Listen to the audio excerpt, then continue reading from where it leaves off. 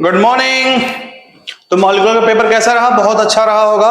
एक दो क्वेश्चन बस परेशान किए होंगे जो मैंने इंटेंशनली डाला था उसमें, ठीक है। चलिए हम डिस्कस करते हैं बिना टाइम किल किए। आप लोगों ने वीडियो देखा था मॉलिक्यूलर का जो मैंने डाला था 3 पार्ट में। आपको प्रिंसिपल ऑफ इनहेरिटेंस का भी मिलने वाला है वीडियो, और वो सिर्फ 2 पार्ट का होगा, 1-1 घंटे का या 1.5 घंटे का, ठीक है ना। मुझे पता है कई लोगों ने मैसेज भी करा था मुझे प्रिंसिपल ऑफ इनहेरिटेंस का वीडियो डालने के लिए, तो आज या तो कल आपको एक वीडियो मिल जाएगा उसका, ठीक है। हम लोग डिस्कस करते हैं। आपको जो है बॉटनी वाला पोर्शन डिस्कस हो चुका होगा, तो ये भी बॉटनी का ही पोर्शन है लेकिन जूलॉजी में डाल दिया गया है, क्योंकि थोड़ा सा इसमें मैंने सोचा था कि इसको अलग डालूं ताकि 50 क्वेश्चन इस चैप्टर से मिल सके आपको। चलिए देखिएगा, तो सबसे पहला है चारगाफ रूल, और आपको सबको पता है चारगाफ रूल सिर्फ और सिर्फ डबल स्ट्रैंडेड डीएनए पे अप्लाई होता है, और ये कहता है कि प्यूरिन जितना ही प्यूरिन की अमाउंट होगा उतना ही किसका अमाउंट होगा, वो पायरिमिडिन्स का, ठीक है ना। तो इसका आंसर हो जाएगा D. The two stranded of a double helixed model of DNA are held together by hydrogen bond between। तो हाइड्रोजन बॉन्ड किसके किसके बीच में होता है? सबको पता है कि 2 नाइट्रोजनस बेस के बीच में होता है, तो आंसर हो जाएगा D. Okay, if A double stranded DNA has 20% of, जिसको नहीं आता है ध्यान से देखेगा, और जिसको आता है भाई उसकी बात ही अलग है। If A double stranded DNA has 20%, double strand बोल दिया तो चारगाफ रूल अप्लाई हो जाएगा। 20% ऑफ साइटोसिन, यानी कि साइटोसिन कितना है? 20%। What will be the percentage of adenine? तो अगर साइटोसिन है तो साइटोसिन का कंप्लीमेंट्री क्या होता है? जी, तो इसका भी कितना होगा? 20%। ध्यान से देखेंगे, अब 40 हो गया, 40 बचा कितना? 60 बचा, तो अब ए और टी कितना होंगे? ए प्लस टी कितना हो जाएगा? 60 हो जाएगा। तो पूछा किसका है बाबू? एडनिन का, तो एडनिन और थायमिन दोनों मिला के हो जाएंगे कितने? 60, और इंडिविजुअली देखें तो 30-30 हो जाएंगे, तो आंसर हो जाएगा 30। तो देखिए कितना आसान है, चारगाफ रूल अप्लाई किया हमने। तो आपको पता है कि ए प्लस टी, यानी हम कहें जितना एडेनिन होगा उतना थायमिन होगा, जितना गुआनिन होगा उतना साइटोसिन होगा, यही है, सिंपल से आप निकाल सकते हैं इसको। चलिए नेक्स्ट क्वेश्चन, यहाँ पे देखें बहुत ही अच्छा क्वेश्चन है ये सब एनसीईआरटी के फिगर से ही दिया हुआ है। चलिए मान लेते हैं आपको ये सब नहीं दिख रहा है नाइट्रोजन बेस, तभी हम लोग कर लेंगे। कैसे करेंगे ध्यान से देखना। ये फॉस्फेट है, तो यहाँ पे क्या होगा? के की जगह पे 5' होगा। अब देखिए यहाँ पे एल है, ये कौन सा बॉन्ड है? हाइड्रोजन बॉन्ड होगा, तो के एल यानी कि के फॉस्फेट, और मतलब के 5' ये तो गया, तो के 5' एल क्या होगा? एल में हो जाएगा आपका हाइड्रोजन बॉन्ड, तो एक ही है जो हाइड्रोजन बॉन्ड दिखा रहा है। अच्छा 2 है, हाइड्रोजन बॉन्ड, ये भी गया। चलिए एम की बात करें, एम देखिए आपको क्लियरली दिख नहीं रहा है कि यहाँ पे क्या होगा, तो हम ठीक है अभी हम मान के चलते हैं, नहीं पता आपको, थोड़ा सा ये मतलब स्कैन करने में क्या दिक्कत हो जाती है। आगे चले हम लोग, तो बाबू ये डीएनए है ना, क्या है ये? डीएनए है, तो अगर डीएनए है तो कौन सा शुगर होगा? ये जो एन है, एन कौन सा शुगर हो? डीऑक्सीराइबोज होगा, तो डीऑक्सीराइबोज शुगर, तो हम ऑप्शन कर सकते हैं आराम से कि आंसर होगा डी, ठीक है ना। तो पैनिक मत हुआ करिए, दूसरों पे उंगली उठाने से पहले एक बार जरूर कोशिश कर लिया करिए, हो सकता है आंसर मिल जाए आपको, क्योंकि ये जो होते हैं बाबू कोई जरूर नहीं 100% करेक्ट हो, आपको मोस्ट प्रियोरिटी वाला आंसर देना है कि कौन उसमें से ज्यादा सही है। चलिए अब देखिए यहाँ पे ये है बाबू आपका ऑप्टामर है, हिस्टोन ऑप्टामर। ये बी वाला क्या है? डीएनए है। बी क्या हो गया? डीएनए, तो बी वाला डीएनए एक ही शो कर रहा है, तो ऑप्शन सी हो गया। और भी देख लेते हैं, ये क्या है? जो सी वाला है ये H1 हिस्टोन है, और जो हिस्टोन ऑप्टामर है गोल वाला है, यानी कि ए वाला। चलिए तो ऑप्शन सी हो गया, सिंपल। इन स्ट्रेप्टोकोकस निमोनी, ठीक है, वायरुलेंट फॉर्म इज स्मूथ। आपको पता है वायरुलेंट कौन होता है? स्मूथ वाला क्या होता है? वायरुलेंट होता है। वायरुलेंट मतलब जो इन्फेक्शन कॉज कर सकता है, क्या कर सकता है? Infection cause. क्यों ऐसा क्यों कहते हैं, इस बात को समझिएगा। जो स्मूथ वाले बैक्टीरिया होते हैं बाबू, ध्यान से समझना, उनको हम वायरुलेंट क्यों कह रहे हैं, बस 5 सेकंड दीजिए हमको। जैसे क्या है, ये जो बैक्टीरिया है इसके ऊपर एक स्मूथ कवरिंग पॉलीसेकेराइड, म्यूकोपॉलीसेकेराइड की कवरिंग है। जब ये किसी भी जब किसी रैट या किसी की बॉडी में जा रहा है, मान लो हम रैट की बात कर रहे थे, तो ये रैट है, मान लीजिए बहुत बढ़िया वाला रैट है, तो इसकी बात करें, जब ये इसके बॉडी में जाएगा तो जो रैट का इम्यून सिस्टम होगा इसको मारना चाहेगा, लेकिन मार नहीं पाएगा क्योंकि इसके पास म्यूकोपॉलीसेकेराइड की कवरिंग है, जिसकी वजह से ये अपना इन्फेक्शन इसको दे देगा और इसको निमोनिया हो जाएगा। लेकिन अगर आर रफ कॉलोनी वाला होता है उसको हम नॉन वायरुलेंट कहते हैं। मींस वो जब जाएगा चूहे के पेट में, जैसे चूहे के बॉडी में गया, चूहे का जो इम्यून सिस्टम है इसको किल कर देगा। समझ रहे हैं? तो हम कह सकते हैं कि वायरुलेंट जो होगा वो क्या होगा? स्मूथ वाला, option A. E. coli fully labeled with 15N is allowed to grow in 14 and medium, यानी कि 15 वाले किसमें ग्रो कराएं 14 को, तो 15 वाला मान लीजिए जो इक्वलाई है 15 15 15 उसके अंदर कौन सा डीएनए होगा N15 होगा, उसको हम किसमें ग्रो कराए हैं N14 में। तो अब क्या हो जाएगा, ये दोनों स्ट्रैंड को खोल दो, खोल दिया हमने, ठीक है खोल दिया आपने। अब इसको अब N14 वाला एक एक आ जाएगा, N14 देखिए क्वेश्चन क्या पूछता है, the two strand of DNA molecule of first generation, पहले जनरेशन की ही बात कर रहे हैं, तो दोनों हाइब्रिड मिल गए, आपको क्या मिल गया हाइब्रिड, और दोनों की डेंसिटी क्या होगी अलग होगी, तो different density and do not resemble with their parent DNA, सही बात है, different density but resemble with their parent DNA, तो यही होगा ना, मतलब डेंसिटी एकदम अलग होगी उन दोनों की। चलिए तो नेक्स्ट इसका ऑप्शन ए हो गया।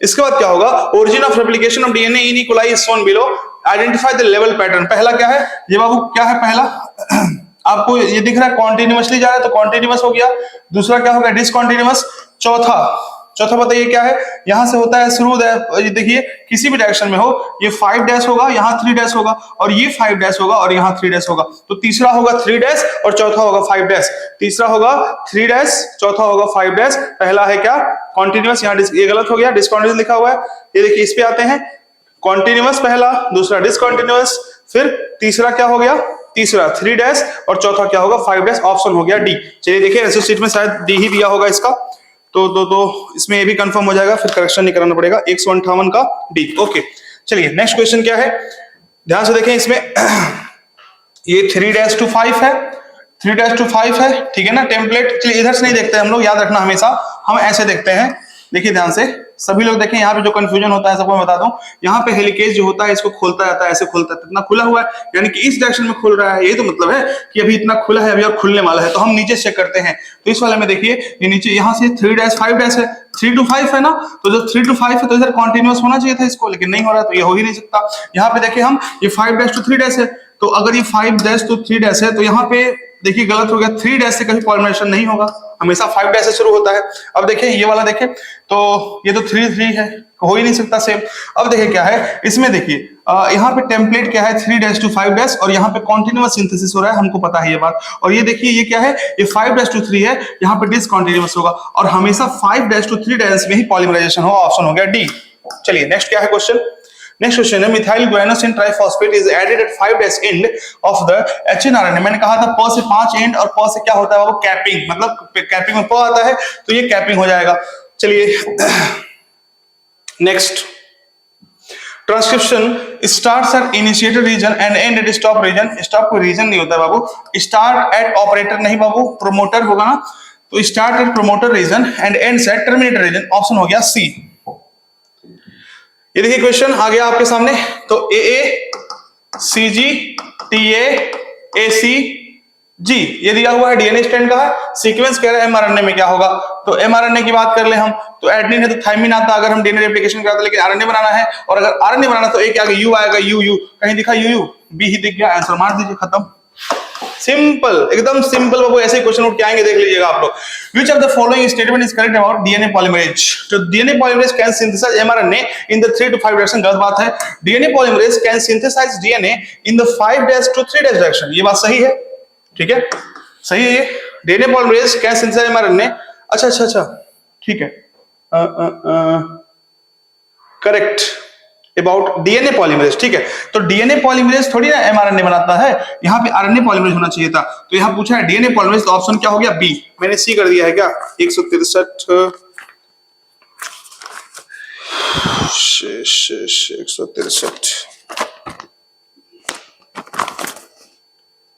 ठीक है, बी ही दिया है आंसर में, गुड।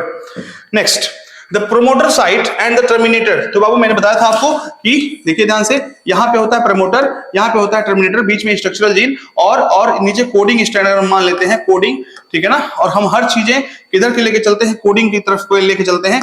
कोडिंग वाला 5 to 3 होता है और टेम्पलेट 3 to 5 एंड होता है, तो ये कोडिंग का हम लेके चलते हैं, इसे मानते हैं अपस्ट्रीम, इधर मानते हैं जो प्रमोटर है अपस्ट्रीम, जो उधर वाला है वो डाउनस्ट्रीम, तो हम कहेंगे पूछा क्या है प्रमोटर साइड, तो प्रमोटर के लिए हम यूज करेंगे 5 एंड अपस्ट्रीम, तो प्रमोटर कहां है, प्रमोटर साइड, अच्छा रेस्पेक्टिवली ना, ठीक है, तो प्रमोटर क्या होगा 5 अपस्ट्रीम एंड 3 डाउनस्ट्रीम एंड, ठीक है ना, तो टर्मिनेटर की जगह 3, तो ऑप्शन हो गया बी। चलिए नेक्स्ट, जेनेटिक कोड क्या होता है? ट्रिपलेट होता है, यूनिवर्सल होता है, नॉन एम्बिगुअस होता है। तो ये वाला गलत हो गया। तो ट्रिपलेट, यूनिवर्स, नॉन एम्बिगुअस और नॉन ही डिजेनरेट होता है, तो ऑप्शन सी हो गया। ठीक है ना बाबू? अगर मतलब ये ट्रिपलेट तीन तीन के सीक्वेंस में होते हैं, इसलिए हम बोलते हैं कि ट्रिपलेट कोडॉन्स और यूनिवर्सल होते हैं, मतलब कि जो एक में जिस अमीनो एसिड को कोड करेंगे वही हर एक ऑर्गेनिज्म में करेंगे, तो यूनिवर्सल होता है, नियरली यूनिवर्सल। अब यहाँ पे कहीं नियरली नहीं दिया है तो हम कह सकते हैं ठीक है यूनिवर्सल लिखा, ऑलवेज नहीं लिखा है, तो इसलिए सही है ये। तो नॉन एम्बिगुअस होता है, ठीक है, और डिजेनरेट होता है। नॉन एम्बिगुअस का मतलब क्या होता है कि एक जो कोडॉन है सिर्फ एक ही अमीनो एसिड को कोड कर सकता है, किसी और को नहीं कर सकता है। ये नॉन एम्बिगुअस प्रॉपर्टी कहते हैं इसको। फ्रेम शिफ्ट म्यूटेशन क्या होता है? बेस इज डिलीटेड और एडेड। ठीक है, नेक्स्ट। ये क्वेश्चन वेरी वेरी इंपॉर्टेंट मैंने डाला था कि कहीं अगर नया क्वेश्चन बन जाए आपके पास तो क्या करेंगे आप? मैक्सिमम लोगों ने ए मारा होगा। तो बाबू डीजेनरेट कोडॉन का मतलब क्या होता है कि अगर कई सारे कोडॉन्स एक ही अमीनो एसिड को कोड कर रहे हैं, उनको डीजेनरेट बोलते हैं। तो बाबू याद रखेंगे इस बात को, मैक्सिमम लोग गलत होगा ये। UUA, UUG, CUU, CUC, CUA, CUG। मैंने कहा था 6 कोडॉन्स होते हैं, एक अमीनो एसिड को कोड करते हैं और इसको बोलते हैं ल्यूसीन। मैंने टेबल भी बनवाया है, जाके नोट्स में देख लेना। ल्यूसीन याद रखेंगे इसको। कोई कहेगा नहीं कि एनसीईआरटी के बाहर का है, एनसीईआरटी का है बाबू। अगर एक से ज्यादा कोडॉन किसी भी एक अमीनो एसिड को कोड कर रहे हैं बाबू, उसको हम बोलते हैं प्रॉपर्टी ऑफ डिजेनरेशन, और ये सारे मिलकर ल्यूसीन को कोड करते हैं, इसीलिए इसको हम कहते हैं डिजेनरेशन का property. Determination of one amino acid by more than one codon. अगर एक अमीनो एसिड को एक से ज्यादा कोडॉन खोज रहे हैं, इसको हम बोलते हैं क्या? डिजेनरेसी बोलते हैं। Okay, next. A codon specifies the same amino acid in Brassica and Homo sapiens। ठीक है ना? एक कोडॉन है, वो इस सेम अमीनो एसिड कोड कर रहा है, चाहे ब्रासिका यानी सरसों का पौधा हो या ह्यूमंस हो। इस प्रॉपर्टी को यूनिवर्सल प्रॉपर्टी कहते हैं। चलिए, फिर ये क्वेश्चन आ गया, ठीक है ना? इसमें क्या दिया? एमआरएनए दिया हुआ है, AUG, UU ये सब दिया है। पूछा क्या है? डीएनए, इसका डीएनए पता लगाइए, ठीक है ना? तो अब देखिए AUG है, चलिए 2 हम ले लेते हैं, AUG, UUU ले लो। तो A है तो इसके सामने क्या आएगा? थाइमिन आएगा। U है, इसके सामने क्या आएगा बताइए? इसके सामने क्या आएगा? ए आएगा। तो जहां पे टी ए दिख जाए शुरू में मार देना, ऑप्शन ये हो गया। एकदम सिंपल, पूरा कोड करने की जरूरत नहीं है, डिकोड करने की जरूरत नहीं है। आप जो है देखिए ऑप्शन देखते रहिएगा। Which of this is responsible for the elongation. मैंने कहा था बाबू, ये देखिए क्वेश्चन थोड़ा फॉन्ट लगा टाइप करवाया था मैंने इसको। मैंने बार-बार मैं कहता हूं कि जो ट्रांसक्रिप्शन का इनिशिएशन प्रोसेस होता है उसमें सिग्मा फैक्टर लगते हैं और आरएनए पॉलीमरेज लगता है, 2 मिलके करते हैं। और जो टर्मिनेशन होता है उसमें रो फैक्टर लगते हैं और आरएनए पॉलीमरेज लगता है। लेकिन जो इलोंगेशन प्रोसेस है बाबू, उसमें सिर्फ अकेला आरएनए पॉलीमरेज करता है। याद रखेंगे इसको, ऑप्शन हो गया B. What is the main function of tRNA in relation to protein? तो tRNA का काम क्या है? अमीनो एसिड को ले आना और उसको ट्रांसपोर्ट करना, उसको आइडेंटिफाई करना। याद रखेंगे, ऑप्शन सी। ये क्वेश्चन तो यहां x पे 5 डैश होगा, इधर 3 डैश होगा। Next. Lactose operon produces enzymes. Lactose operon produces enzymes. तो 3 एंजाइम, बीटा कैरोटीन, बीपीटी याद करो, मैंने कहा था ना बीपीटी। चलिए ऑप्शन बी हो गया। नेक्स्ट, ठीक है। जेड जीन बीटा कैरोटीन से गलत हो गया। वाई जीन परमिएज, ये भी गलत हो गया। ए जीन ट्रांसएस्टाइलेज, सही, ये सही है, तो ऑप्शन सी हो गया। आई जीन रिप्रेशर बनाता है। चलिए एकदम simple. E coli the lac operon gets switched on. कब ई कोलाई स्विच्ड ऑन कब होगा? मतलब लैकोपेरॉन जब लैक्टोज क्या होगा? प्रेजेंट होगा और वो रिप्रेशर से बाइंड करके इनएक्टिव कर देगा। नेक्स्ट, सैटेलाइट डीएनए क्या होता है? रिपीटेड डीएनए होता है। It's classified in many categories such as microsatellite, mini satellite etcetera on the basis of base composition, length of segment and number of repeated unit. ठीक है, पहला सही है statement. Okay. Normally does not code for any protein, बाबू सही है। Okay. सो polymorphism सही है, यानी कि डी हो जाएगा, सब सही है। Next, the relative proportion of purine and pyrimidine in DNA. पूछा है क्या? बेसिस डीएनए फिंगरप्रिंटिंग का बेसिस कौन है बाबू? तो द रिलेटिव प्रॉपर्टी ऑफ नहीं, satellite DNA occurring as highly repeated short DNA segment. The relative difference in the DNA occurrence, जो बेसिस है बाबू ये यही है, सैटेलाइट डीएनए, यानी कि जो रिपीटेड सीक्वेंस है यही होगा आंसर। 178 का बी, 178 का बी। ठीक है, वेरी गुड। बार बार चिल्लाते हैं हम। Satellite DNA is important. क्यों इंपॉर्टेंट है बाबू? क्यों इंपॉर्टेंट है? So high degree of polymorphism in population and also the same degree of polymorphism in an individual. अगर हम बात करें कि ये क्रोमोसोम किसी क्रोमोसोम 1 है, ये क्रोमोसोम 2 है और दोनों एक ही इंडिविजुअल से लिया गया है, तो इनमें सेम डिग्री ऑफ पॉलीमॉर्फिज्म होगा, सेम डिग्री का वेरिएशन मिलेगा आपको, सेम डिग्री ऑफ पॉलीमॉर्फिज्म, ठीक है ना। लेकिन अगर हम बात करें कि एक पॉपुलेशन की बात करें, एक दूसरे का है दूसरे का, दोनों में जो पॉलीमॉर्फिज्म होगा वो अलग अलग होगा, हाई डिग्री का होगा, याद रखिए इसको। Does not code for protein and in same, देखो ये किसी प्रोटीन के लिए कोड नहीं करते हैं, लेकिन सेम नहीं होगा बाबू, यही तो डिफरेंस होता है ना। अगर हम बात करें, हम और संदीप भैया, इनका डीएनए फिंगरप्रिंटिंग किया जाए तो देखा जाएगा जो पॉलीमॉर्फिज्म है इनका कुछ और होगा, हमारा कुछ और होगा। तो जो रिपीटेटिव डीएनए है, जो सैटेलाइट डीएनए है, ये किसी प्रोटीन के लिए कोड नहीं करते, बिल्कुल सही बात है, लेकिन सेम नहीं होते हैं, तो ये ऑप्शन, ये जो गलत हो गया आपका स्टेटमेंट। कोड फॉर एंजाइम किसी के लिए कोड नहीं करेंगे, कोड फॉर प्रोटीन किसी के लिए कोड नहीं करेंगे, तो ऑप्शन हो गया ए। चलिए next, the fact that a purine always paired base through hydrogen bond with, मतलब प्यूरिन के सामने पाइरिमिडिन ही हमेशा आता है, इससे क्या होता है, दोनों में एक समानता बनी रहती है, दोनों में मींस डिस्टेंस एकदम समान रहते हैं, कह सकते हैं uniform width through out DNA. Next, okay, the human chromosome with highest and least number of gene, तो फर्स्ट में क्या होता है, हाईएस्ट होता है, वाई में सबसे कम होता है, ऑप्शन हो गया सी। देख लेते हैं, ऑप्शन क्या होगा इसका, सी। ओके चलिए नेक्स्ट, यहां पे देखें in the sequence nitrogen base of record. अब देखिए मैंने कहा था कोडिंग है ना, अगर कोडिंग आपको आरएनए का सीक्वेंस मिल गया, डीएनए का मिल गया, ध्यान से देखना, कोडिंग मिल गया, क्या मिला, कोडिंग, तो कुछ नहीं करना, इसे उतार दो, 5' ए है तो ए ला दो, ए है तो क्या ला दो, ए ला दो, जहां जहां टी है वहां यू कर दो। देखो कौन सा ऑप्शन मिला, ए यू जी कहां दिख रहा है, पहला ही ऑप्शन आंसर हो गया। Next, A molecule that can act as genetic material must fulfill the trait, कौन सा पहला देखते हैं, it should be stable होना चाहिए, तो गलत हो गया, एक्सेप्ट पूछा है तो पहला ही आंसर हो गया। चलिए नेक्स्ट,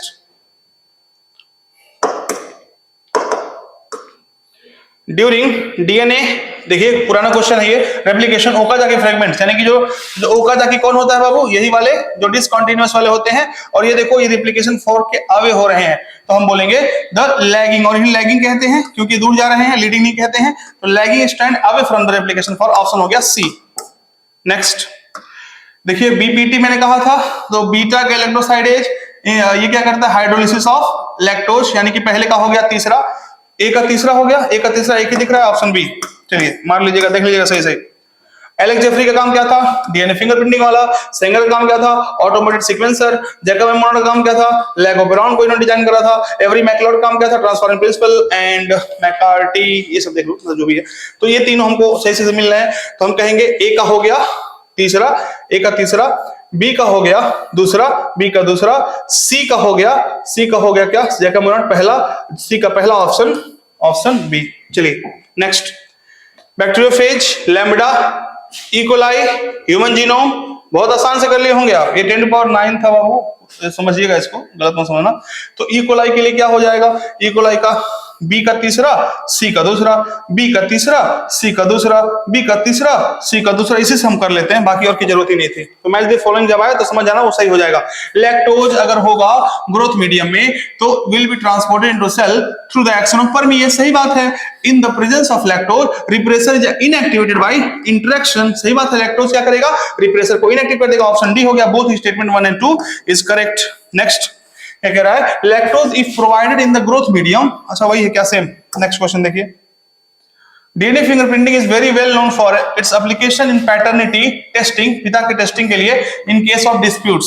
अगर कोई कह रहा है मेरे पिता हैं, वो कह रहा है, मतलब एक कह रहा है कोई पिता मेरा बच्चा है, दूसरा कह रहा है मेरा बच्चा है, उसके लिए हम करते हैं। It employ the principle of DNA polymorphism, सही, दोनों सही है, both statement are correct. Next, nitrogen base is linked to the pentose sugar through an glycosidic linkage, सही बात है, ठीक है। Phosphate group is linked to 5OH of a nucleoside through phosphoester linkage, phosphate group जो है वो nucleoside से, सही बात लग रहा है, 2 nucleosides are linked through 3,5 nucleoside नहीं बाबू, न्यूक्लियोटाइड होता है ये।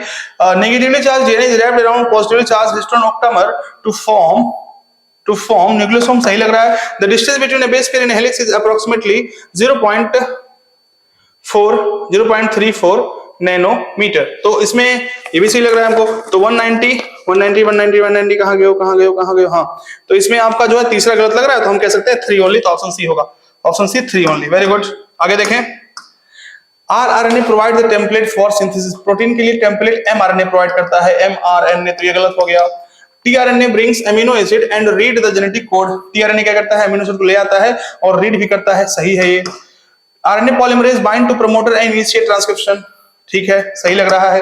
अ segment of DNA coding for polypeptide is called intron, बाबू एक्सॉन कहते हैं, गलत हो गया। Single DNA dependent RNA polymerase catalyse transcription of only tRNA, only tRNA नहीं बाबू, सबका करता है ये, एमआरएनए हो आरएनए हो, ये भी गलत हो गया। पूछा गया है करेक्ट, तो दूसरा और तीसरा, यानी कि हम कह सकते हैं ऑप्शन नंबर डी। चलिए next, 6 codon do not code for any amino acid. 3 बाबू, 3 ऐसे होते हैं जो किसी के लिए कोड नहीं करते हैं, तो ये गलत हो गया। Codon is read in mRNA in contiguous fashion, यानी कॉन्टिन्यूअस फैशन में, सही बात है। 3 codons function as stop codon, UGA UGA and UAG. The initiation codon AUG code for methionine, सही बात है, यानी कि ऑप्शन क्या हो गया, गलत, एक ही है, यानी कि 1 ओनली, ऑप्शन नंबर ए। चलिए नेक्स्ट,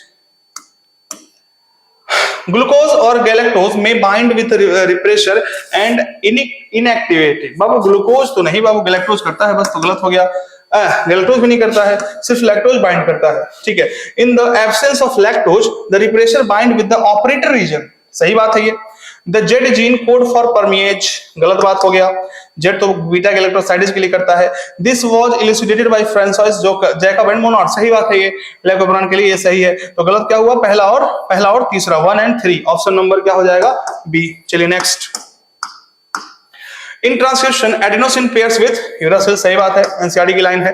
रेगुलेशन ऑफ, मतलब कि regulation of lac of brown by repression is referred as positive, बाबू पॉजिटिव एंड नेगेटिव होता है क्योंकि उसको ऑफ कर देता है, गलत हो गया। The human genome has approximately 50,000 gene, गलत हो गया।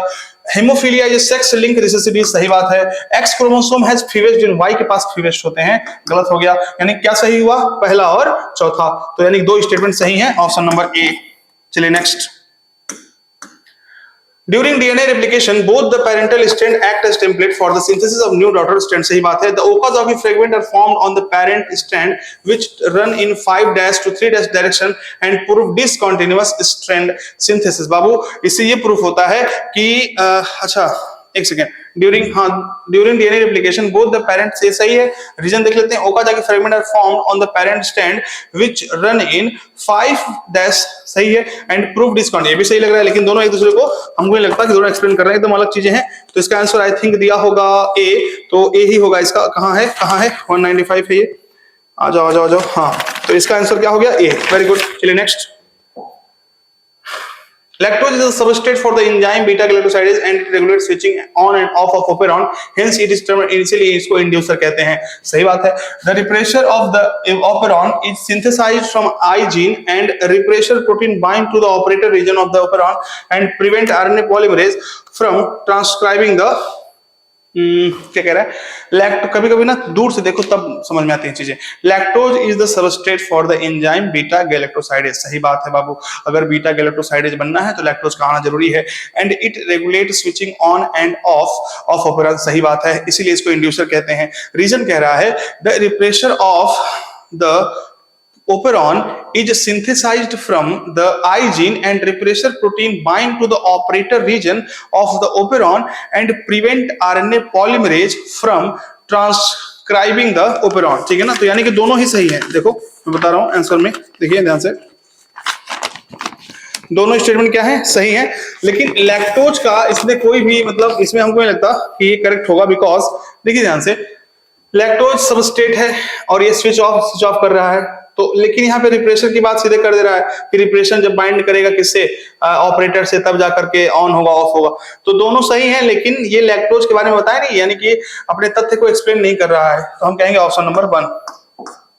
Next, translation refers to the process of polymerisation of amino acid to form polypeptide, सही बात है। The order and sequence of amino acid are defined by the sequence of base in mRNA, होगा ना, वो RNA दिया, गलत है, यानी कि असर्शन सही है, लेकिन रीजन क्या हो गया, फॉल्स। तो हम कहेंगे कि A is correct, R is not correct, option B.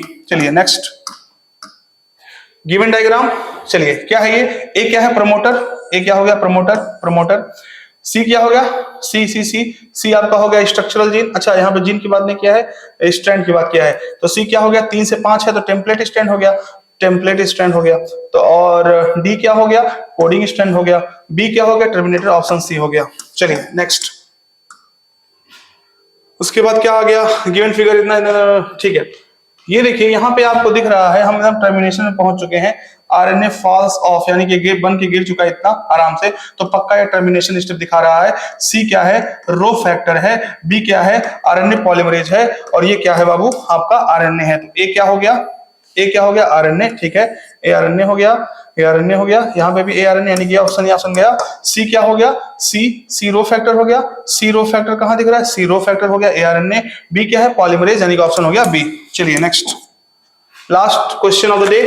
यहां पे दिख रहा है आपको, देखिए यहाँ पे क्या करना है, ये देखिए बाबू आपका रेगुलेटरी जीन है, रेगुलेटरी जीन रिप्रेशर प्रोटीन बनाता है, उससे पहले एमआरएनए बनाएगा। तो ए क्या हो गया, रिप्रेशर, ए क्या हो गया, रिप्रेशर, तो ये खत्म, ये खत्म। बी क्या हो गया, अब वो लैक्टोज है जिसे हम इंड्यूसर कहते हैं। और सी कहां है, सी कहां है, सी में क्या, एक्स, एक्स क्या हो गया, बीटा गैलेक्टोसाइडेज। तो रिप्रेशर, इंड्यूसर, बीटा गैलेक्टोसाइडेज, इसके बाद परमिएज यानी ऑप्शन हो गया ए।